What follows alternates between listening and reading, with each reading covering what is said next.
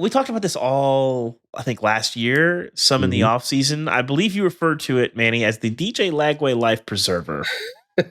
And on the sinking SS Gators, Billy Napier threw it out last week against Samford.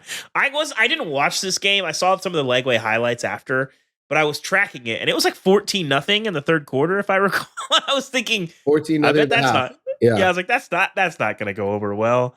But Manny Lagway, so we kind of knew he had the tools. He's a big dude, got a big arm. He can run. Like the Cam Newton, Anthony Richardson comparisons.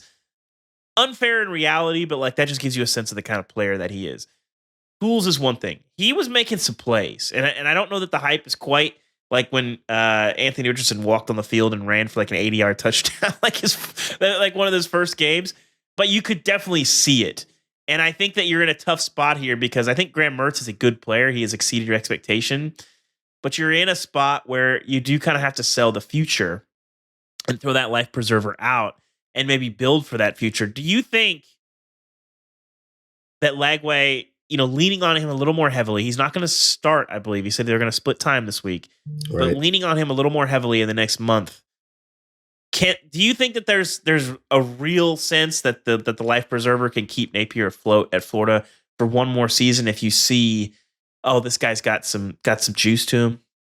I think so. I think if he is playing well and they play close to 500 football with a freshman quarterback and things are looking up in Gainesville versus the way it looked against Miami, where, I think everyone was stunned that it was as lopsided as it was. I think for sure you have to consider keeping things going with Billy Napier. I mean, look, they invested a lot of money in this guy. It's still a huge payout, buyout to get rid of him at the end of the season, $26 million. That doesn't include the next coach.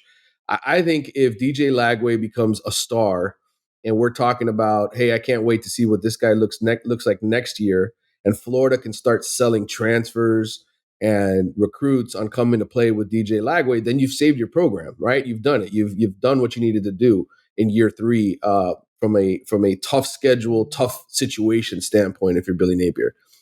But if Graham Mertz comes back and he's the starter on Saturday and DJ Lagway is just sitting there and Florida's losing to Texas A&M by 3 touchdowns, then you have to get rid of Billy Napier because he's obviously not doing what he needs to do to save himself and the program. And we talked about this a year ago. I said it several times on this show. DJ Lagway is Florida at this point. He has to be everything that the Gators are. He has to be the front man. And if he isn't, he's going to go somewhere else, and this program is going to look completely different next year. Here's the question, though, Manny, is now Florida and NIL have had a complicated relationship, and yes. And this is definitely NIL in gigantic quotation marks. But couldn't you say, okay, maybe we bring in a more proven coach, maybe somebody that coaches near the Grove who might have a top 10 team sniffing around? And maybe you find out what you have in Lagway, but maybe you do everything in your power to keep him, and then maybe bring somebody else in next year. I think that, to me, that's a more attractive maybe option, because despite Billy Napier seemingly doing all the things that you would need to do to succeed in the SEC, the results have not been there. The recruiting class kind of falls apart late. Obviously, the win-loss stuff on the field has been the biggest negative. But I think that the idea that, ushering out Napier means ushering out Lagway, I think is too presumptive. And I think there's things you can do to keep him versus, hiring a guy that has a proven track record of developing quarterbacks, an offensive coach, and then the NIL piece to make sure that somebody doesn't buy you out. You are Florida. Again, complicated relation with that.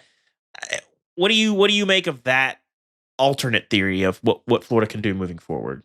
Well, that would be the best case scenario, right? But I think the fly in the ointment here is the fact that Lane Kiffin has a top 6, top 5 team in the country this year, and is going to make the 12-team playoff. And his focus is not going to be on what's next. It's going to be on, can I win a national championship at Ole Miss? And so I think that's the issue for Florida here. And people have talked about Jedd Fisch potentially being another option, just taking the job at Washington. I could see that much more of a likely scenario than Lane Kiffin coming to Florida, especially in light of the team that he has there. I'm not saying it won't happen, But if Ole Miss is 11-1 and they're playing in the SEC championship and they're going to the playoff, like everybody thinks they're going to do, then I don't understand how you sort of get all these ducks in a row behind the scenes. And that's, having covered the Mario Cristobal to Miami situation just a few years ago when Oregon was playing in the Pac-12 championship game. At least there you knew, well, this is different. Mario's coming home, right? He's coming to Miami. Lane Kiffin, like you could potentially say he's got something better at Ole Miss than he does at Florida. I mean, the Gators just have so much more to go, and they don't even have a school president yet. Like that's another huge hire. Like, what do you do with athletic director? There's just a lot more possibilities with Lane Kiffin staying at Ole Miss than I think coming to Florida. A lot of big questions at Florida. Yeah. On the other side of that matchup, I think somewhat interesting. Texas A&M was in kind of a similar spot last year, decided to pay the $75 million to get rid of Jimbo, and now they are in a new era. This is sort of, I'm not going to call it a year zero for Texas A&M, but I think the question for Mike Elko is, after you lose to Notre Dame, and Notre Dame losing doesn't help you because it feels a little bit, that loss was a little worse now. I think from the Aggies, you got like kind of a minorly frustrated sigh. Yeah. You lose to Florida, I think you're going to get some real grumbling. What do you make of the Aggies situation? I didn't watch much of the McNeese game. Didn't love the numbers from Connor Wegman, but also I think you're playing McNeese State. You're going to, not really. That's not going to be a game that defines your season. But for you, when you look at A&M, what's on tap? What's on what's at stake for them in this game where Texas A&M kind of looks at Florida and sees themselves a year ago in the mirror, I think, a little bit. Yeah, I think for Mike Elko, like, it's just getting the kinks out, right? Like it's getting the team to really start playing the way you want them to play. And I think offensively, I mean, look, they faced a pretty good Notre Dame defense.